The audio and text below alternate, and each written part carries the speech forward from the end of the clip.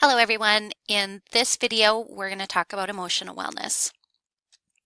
Emotional wellness includes coping effectively with life and creating satisfying relationships.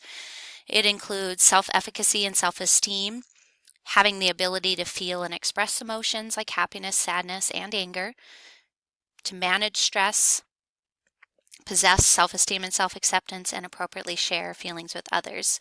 So emotional wellness skills would include being able to seek and provide support, learning time management skills, practicing stress management skills, and accepting and forgiving yourself.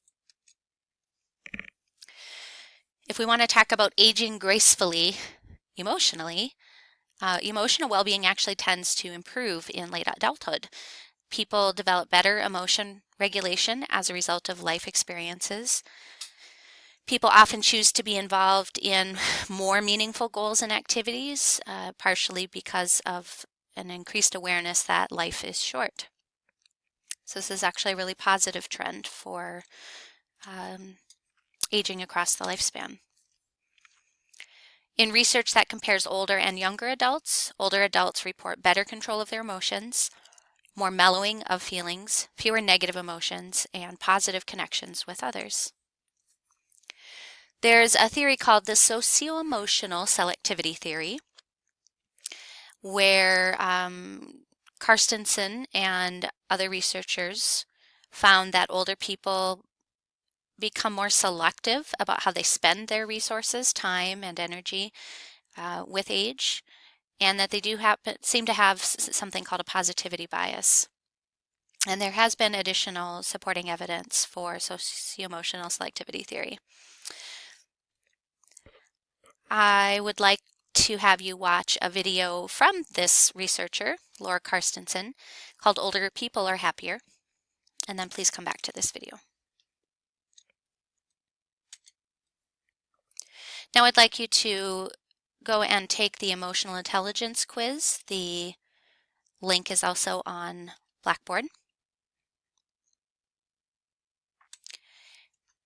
And I would like you to make sure that you've read the article on emotional intelligence. And then we'll continue the video.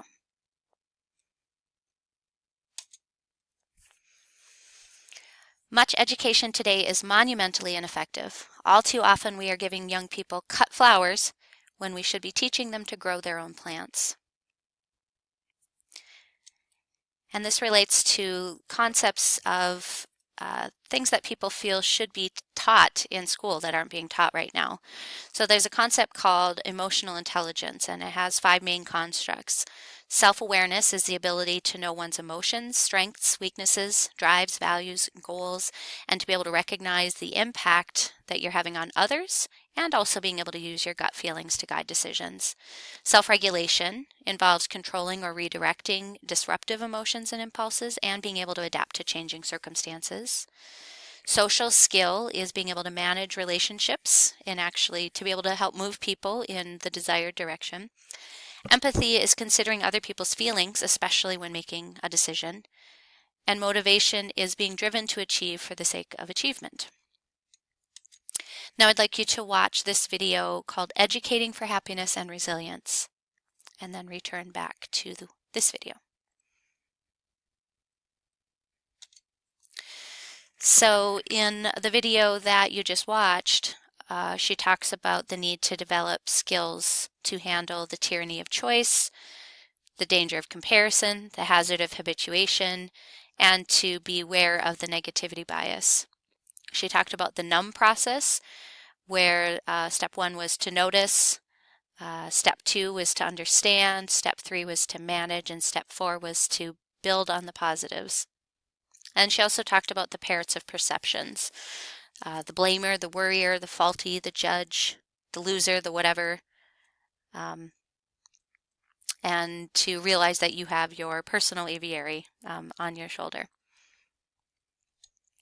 Now I'd like you to complete the worksheet on the hostility quiz. And I would also like you to take the mindfulness quiz. This is the URL and the link is also on Blackboard. I'd like you to watch the video, Why Mindfulness is a Superpower.